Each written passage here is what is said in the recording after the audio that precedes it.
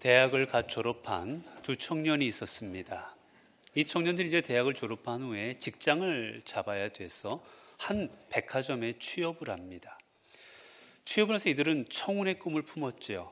자, 이 백화점에서 내가 정말 귀한 자리에서 내가 정말 큰 일들을 감당해서 이 백화점에 큰 중요한 위치를 차지하겠다라는 마음을 가지고 이들이 이제 백화점에 취업을 했습니다. 그런데 이 입사한 두 청년에게 주어진 일은 어떤 일이었냐면 엘리베이터를 안에서 안내하는 역할이었어요. 엘리베이터에서 손님들 층을 눌러주고 안내하는 역할, 그 역할이 두 청년에게 주어진 겁니다. 한 청년은 이 자신에게 주어진 일을 알고는 그 일에 불만을 갖습니다. 내가 지금 대학도 졸업했고 내가 지금까지 이 일을 하려고 내가 그렇게 공부하고 애썼는가? 내가 고작 그저 버튼 눌러주는 이 일 감당하려고 내가 여기 있었나? 그 마음에 심히 마음에 불만과 그리고 분노가 찹니다. 그러니까 결국 그 일을 그만두고 말아요. 내가 이런 일을 할 바에는 내가 안 하겠다고. 반면 또 다른 청년이 하나 있었는데 이 청년은 그래도 내게 주어진 일을 최선을 다하다 보면 이곳에서 또 경험하는 게 있겠지라는 마음을 가지고 열심히 그 일을 감당했습니다. 때로는 자존심도 상했지만 그래도 묵묵히 감당했어요. 그런데 그러다 보니 여기서만 얻을 수 있는 중요한 게 있습니다. 뭐냐면 엘리베이터에 탄 고객들이 엘리베이터 안에서 그 백화점에 대해서 이야기들을 나누는 거예요.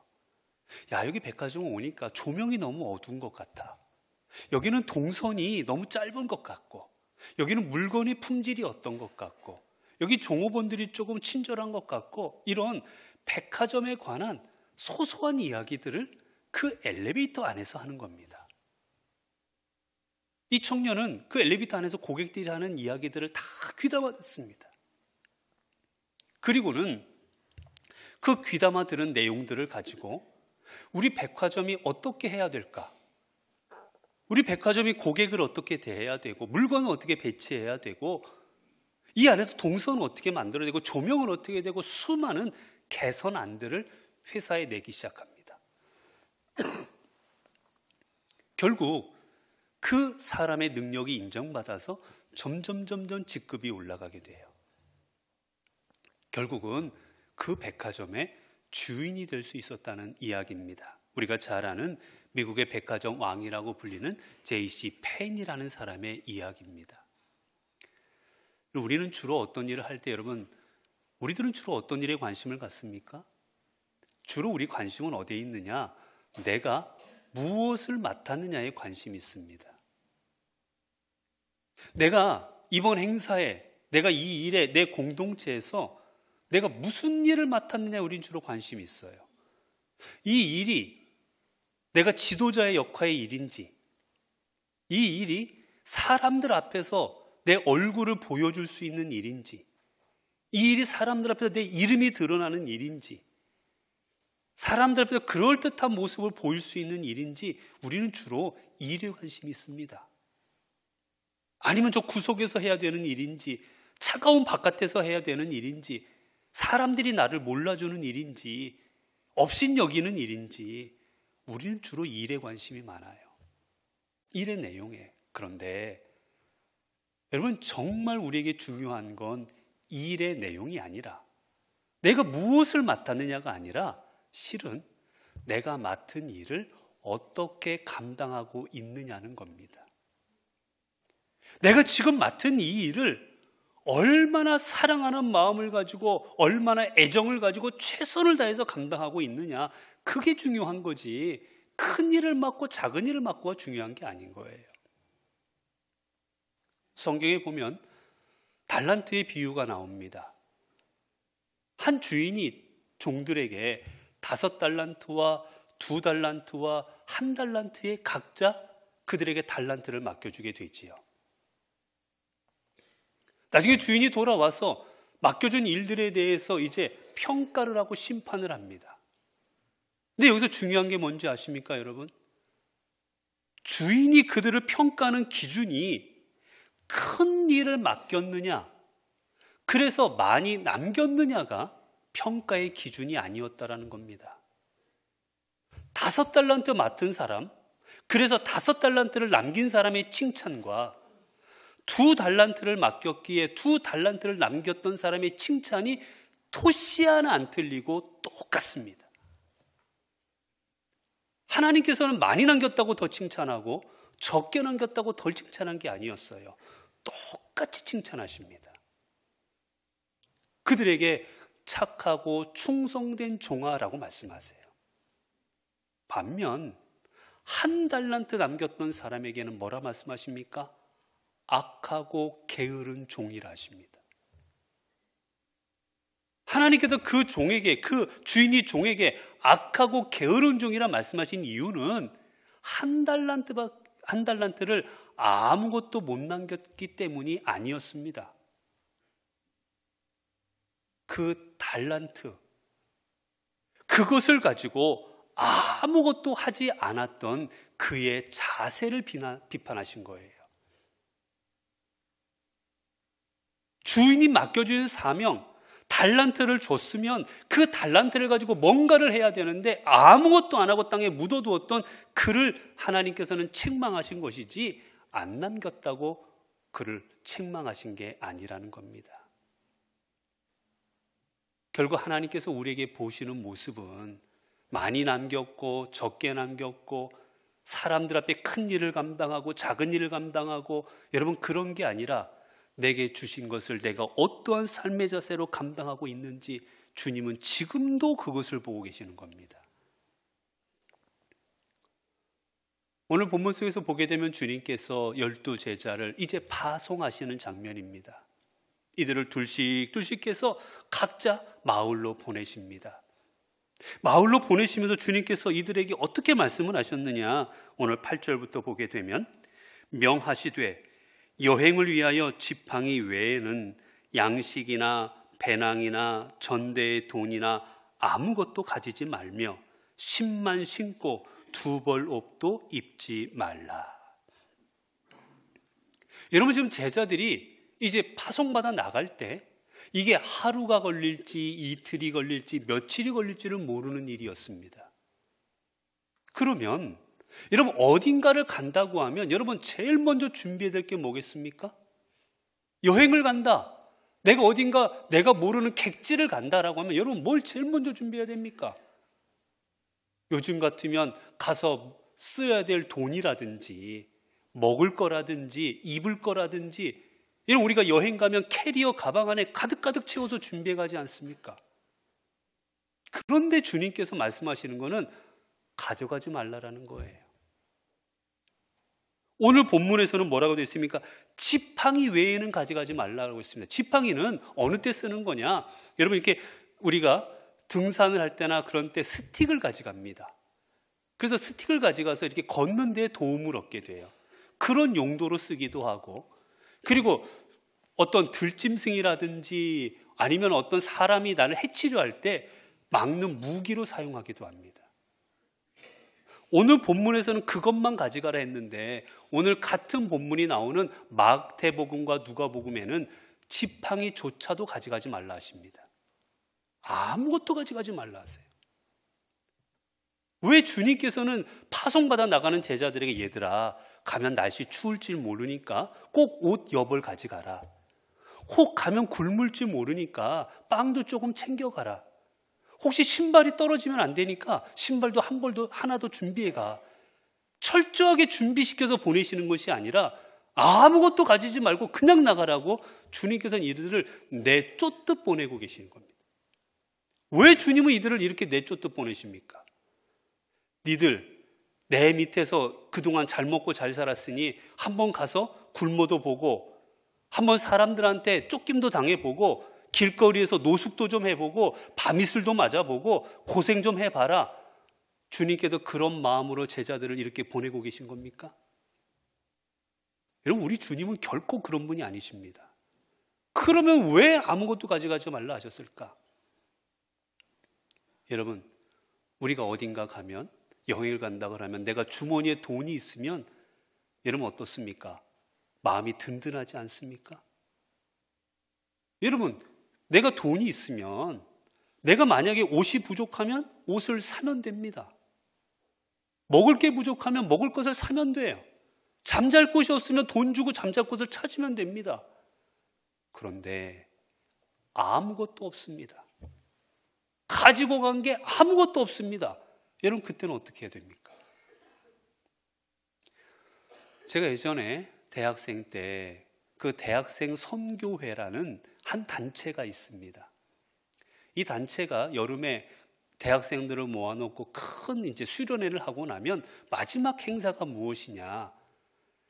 마지막 행사가 그 수련회에 참여했던 그 대학생들을 조를 나누어 가지고 우리나라의 각지로 보냅니다. 각지로 보내는데 제일 먼저 하는 일이 뭐냐?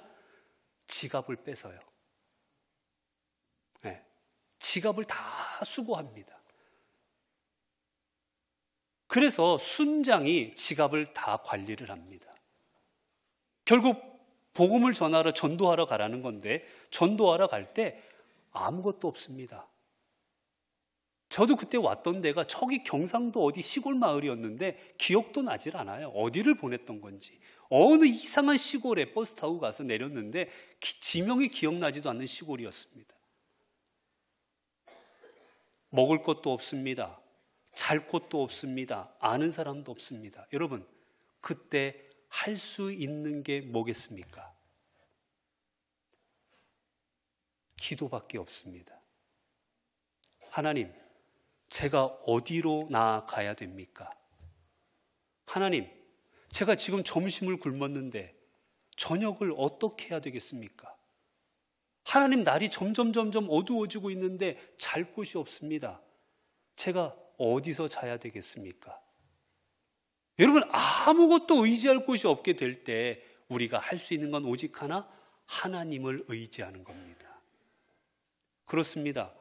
주님께서 제자들을 향하여 아무것도 가지고 가지 말라라고 말씀하신 근본적인 이유는 여기에 있는 겁니다. 너희가 복음을 전하러 나아갈 때, 너희가 선교하고 전도하러 나아갈 때 너희는 세상의 다른 것들을 의지하지 말고 오직 하나님만 의지하라는 겁니다. 사람을 의지하지도 말고, 거기 가면 내가 아는 친척집이 있었어. 거기 가면 내 친구 집이 있었어. 사람을 의지하지 말고 오직 하나님만 의지하고 가라는 거예요. 여러분, 우리가 하나님의 사명을 감당할 때는 하나님만 의지할 줄 알아야 됩니다. 세상을 의지하고 돈을 의지하고 사람을 의지할 때 우리에게 주어지는 것은, 여러분, 그것은 허망함밖에 없는 거예요. 1905년에 우리나라에 미국에서 사절단이 들어오게 됩니다. 그 사절단 안에는 누가 들고 있었냐면 미국의 대통령 시어도어 루즈벨트 대통령의 딸 앨리스 루즈벨트가 그 사절단에 함께 해서 우리나라에 들어옵니다. 그때 이 사절단을 맞이하는 조선은 이들을 얼마나 환대했는지 모릅니다. 특별히 그 앨리스 루즈벨트, 즉 시어도어 루즈벨트의 딸인 그 앨리스 루즈벨트를 얼마나 극진히 대접했는지, 그녀가 한국에 도착하자 황실 사람들만 타는 가마를 그녀에게 보내줍니다. 일반인은 탈 수 없는 가마였어요. 그런데 그 가마를 타고 오게 합니다. 그리고 그녀에게 황실의 가장 귀한 음식들을 대접합니다. 그리고 여러분도 아시겠지만 예전에는 남녀가 같이 식사하지 않았습니다. 그런데 고종 황제는 특별히 그녀와 겸상을 합니다. 우리나라에 들어온 최초의 서양 여자 중에 고종 황제와 겸상한 여인이 그녀가 최초의 여인입니다. 친히 그녀는 궁궐 안에 있는 가장 좋은 숙소에 묵게 하고, 그리고 숙소에 있는 그녀를 직접 고종 황제가 에스코트해서 식당에 데려가고, 일반인은 상상도 할 수 없는 극진한 대접을 그녀에게 했어요. 이유는 하나입니다. 1905년 이 시대가 언제였냐면 러일 전쟁 직후였습니다. 러일 전쟁에서 일본이 승리하고 나자 조선은 풍전등화였습니다. 이제 일본의 기세를 꺾을 나라가 아무 나라가 없습니다. 조선은 이제 일본에게 먹히기 일보 직전이었습니다. 그래서 고종 황제와 조정에서는 어떻게 해서든지 조선을 살리고자, 이 조선이 어떻게든지 스스로 살아갈 수 있게 하고자 우리를 도와줄 나라를 찾고 있었고, 그 나라를 미국으로 본 겁니다. 그래서 미국 대통령의 딸이 오게 되자 그 딸을 극진히 대접해서 그녀로 하여금 미국의 도움을 얻고 싶었던 거예요. 그런데 이때 고종 황제와 조선이 모르는 사실이 하나 있었습니다. 우리나라에 들어오기 2달 전에 이 사절단은 이미 일본을 거쳐서 왔어요. 그리고 그곳에서 가스라 테프트 조약이라는, 이들이 일본과 미국이 미리 조약을 맺고 우리나라 왔는데 그 조약의 내용은 간단합니다. 조선은 일본이 통치하고 일본이 갖는다. 그리고 미국은 이에 적극적으로 협조한다. 이미 우리나라를 일본에 넘길 거를 조약을 맺고 우리나라에 들어온 겁니다. 그러나 우리나라는 그 사정을 알지를 못하고 극진히 이들을 대접했던 거지요.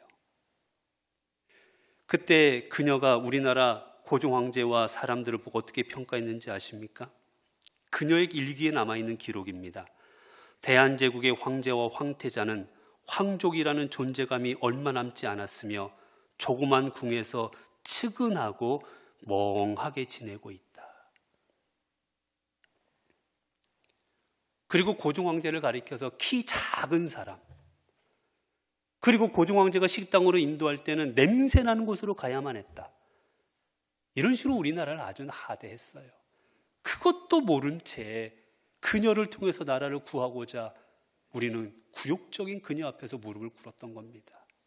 여러분, 사람을 의지한다는 건 이렇습니다. 사람을 의지하는 결과는 허망합니다. 허무합니다. 다 사라지는 것뿐이에요. 그렇게 주님께서 오늘 이들을 파송하시면서 말합니다. 너희들은 세상을 의지하지 마라. 가면 누가 있고 돈이 있고 사람이 있고 이런 거 바라보지 말고 오직 나만 바라보고 나만 의지하고 나아가라. 그래여서 아무것도 갖지 못하고 이들 가게 주님께서는 말씀하시는 겁니다. 그럼 오늘 또 본문에 보면 이들을 보내시면서 뭐라 말씀하십니까? 10절에 보면 또 이르시되 어디서든지 누구의 집에 들어가거든 그곳을 떠나기까지 거기 유하라. 어느 곳에든지 너희를 영접하지 아니하고 너희 말을 듣지도 아니하거든 거기서 나갈 때 발 아래 먼지를 떨어버려 그들에게 증거를 삼으라. 본문 말합니다. 주님은 어디 가든지 누구 집에 들어가든지 라고 말하고 있는데, 여러분 이 말에는 사실은 전제 조건이 있는 겁니다. 어디 가든지 너희가 들어갈 집이 있을 것이다. 그때 그 집에 들어가거든 이라는 전제 조건이 달려져 있습니다. 즉 주님께서는 이들을 파송하시면서 얘들아 오늘 가서 니네 잠잘 데 없으면 알아서 해봐. 밤하늘 쳐다보며 눕든지 고생을 하든지 알아서 해봐라고 보내신 것이 아니라, 얘들아 너희들이 나가면 어디든지 너희가 묵을 데가 있을 것이다. 그 묵을 데가 있는데 그 묵을 곳에 가거든. 그리고 말씀하시는 거예요. 즉 이 말씀의 의미는 무엇입니까? 주님은 이들을 그저 내쫓듯 파송하신 것이 아니라 이들이 자야 될 곳, 이들이 기거해야 될 곳을 준비해 놓으시고 이들을 보내셨다라는 겁니다. 제자들에게 말씀하시는 거, 얘들아 너희들 뭐를 먹을까, 그리고 어디로 갈까, 어디서 잘까 걱정스럽고 두렵지? 내가 다 준비해 놨단다. 내가 다 예비해 놨으니까 너희들 걱정하지 말고 염려하지 말고 이 길로 나아가라. 그리고 오직 복음만 전해라. 그러면 내가 나머지는 다 책임질 것이다. 혹이라도 그들이 받아들이지 않으면 먼지 떨어버리고 나와버려라. 나머지는 다 내가 책임지노라 라고 이들에게 말씀하고 계시는 거예요. 여러분, 주님은 우리의 길을 준비하시고 우리를 보내시는 하나님이십니다. 무책임하게 그저 가보라고, 가서 어떻게 되는지 한번 해보라고 그렇게 우리를 미지의 땅으로 보내시는 것이 아니라 우리가 해야 될 하나하나를 다 예비하시고 준비하시는 가운데 그 곳으로 우리를 보내고 계시는 거예요. 여러분, 그렇기에 주님께서 신명기를 통해서 가나안 땅에 들어가야 되는 그들에게 주님께서는 뭐라고 말씀하십니까? 신명기 1장 29절에 보게 되면 이제 가나안 땅을 앞에 두고 두려워하는 그들에게 주님은 이렇게 말씀하십니다. 내가 너희에게 말하기를 그들을 무서워하지 말라, 두려워하지 말라. 너희보다 먼저 가시는 너희의 하나님 여호와께서 애굽에서 너희를 위하여 너희 목전에서 모든 일을 행하신 것 같이 이제도 너희를 위하여 싸우실 것이며 광야에서도 너희가 당하였거니와 사람이 자기 아들을 안는 것 같이 너희의 하나님 여호와께서 너희가 걸어온 길에서 너희를 안으사 이곳까지 이르게 하셨느니라. 그러나 너희가 이 일에 너희가 하나님 여호와를 믿지 아니하였도다. 그는 너희보다 먼저 그 길을 가시며 장막 칠 곳을 찾으시고 밤에는 불로 낮에는 구름으로 너희가 갈 길을 지시하신 자이시니라. 여러분, 주님께서 이스라엘 백성에 말씀하십니다. 너희가 여기까지 어떻게 왔느냐? 내가 너희를 안아주었다. 내가 너희를 업어서 여기까지 왔고 내가 너희를 보호해서 여기까지 왔는데 왜 두려워하느냐? 너희가 나아갈 길에도 내가 너희를 안아줄 것이고 내가 너희가 나아갈 길에 내가 먼저 가서 너희의 장막 칠 것과 너희가 기거할 모든 것을 내가 지시하고 준비하여 줄 것이다. 주님 말씀하시는 겁니다. 여러분, 주님께서 우리의 길을 준비해 주신다면, 주님이 우리의 갈 길을 예비하시고 우리를 보내신다면 여러분, 그 길이 캄캄한 길이든 밝은 길이든 좁은 길이든 넓은 길이든 자갈길이든 아니면 고속도로의 길이든 물이든 불이든 여러분, 그 길이 주님께서 준비하시고 주신 길이라면 그 길은 우리에게 은혜의 길이지 않겠습니까? 여러분, 주님께서 우리에게 주신 길이 고난의 길입니다. 내가 질병에 걸렸습니다. 내가 실패했습니다. 내가 무릎 꿇고 주님 앞에 눈물로 고통 가운데 부르짖는 길을 우리에게 주셨습니다. 그런데 그 길을 주님이 준비하여 주셨다면 여러분, 그 길은 우리를 멸망으로 인도하는 길이 아닌 우리의 삶을 세우는 길이 되지 않겠습니까? 비록 우리가 암에 걸렸습니다. 죽을 날을 받아놨습니다. 그래도 그 길이 주님이 주신 길이라면 여러분, 그 길이 내가 걸어가야 될 생명의 길이 아니겠습니까? 주님이 주신 길이라면 우리에게 가장 좋은 길을 주실 것이기에 우리는 주님이 예비하신 길을 믿음으로 그래서 걸어갈 수 있는 겁니다. 여러분, 그렇기에 예루살렘으로 입성하는 사도 바울을 향하여 많은 사람들이 말립니다. 성령께서 그가 들어가면 잡혀도 고난당하고 죽을 것을 예언하여 주셨기에 많은 사람들이 사도 바울을 말려요. 그때 사도 바울이 어떻게 고백합니까? 바울이 대답하되 여러분이 어찌하여 울어 내 마음을 상하게 하느냐? 나는 주 예수의 이름을 위하여 결박당할 뿐 아니라 예루살렘에서 죽을 것도 각오하였노라. 주님이 주신 길이라면 그 길이 어떤 길이니 내게 은혜의 길인 줄 알았던 사도 바울은 내가 죽음도 각오하고 이 길을 가노라 담대하게 그 길을 걸어갔던 겁니다.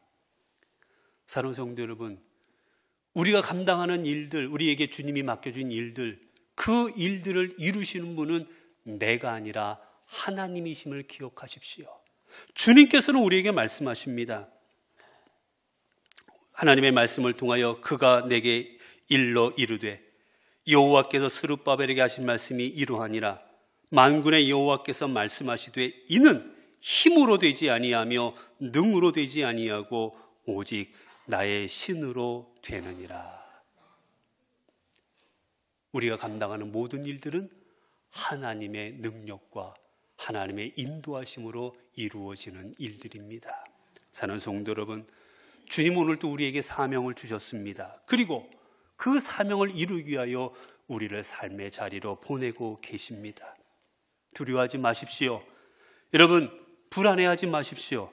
모든 것이 부족하고 미흡할지라도 주님이 주신 길이라면 우리 주님이 인도하시고 이끌어 주실 것입니다.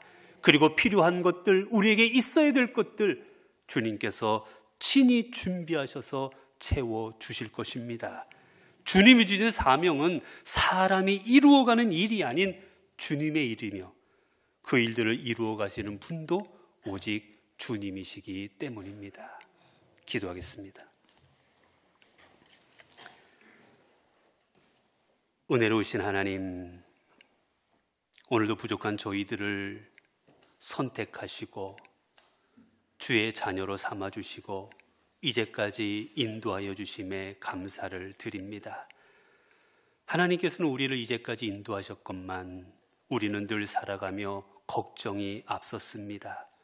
어떻게 해야 되나, 무엇을 해야 되나, 무엇을 먹어야 되나 늘 걱정하는 삶이었습니다.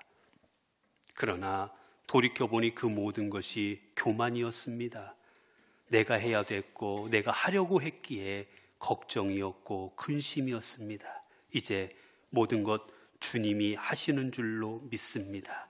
주님의 일이니 주님께서 역사하시고 책임져 주실 줄로 믿습니다. 이제 우리는 그저 주님의 일의 작은 도구일 뿐임을 기억하며 오직 주님께 충성하는 저희들 되게 하옵소서. 우리 주 예수 그리스도 이름으로 기도드리옵나이다. 아멘.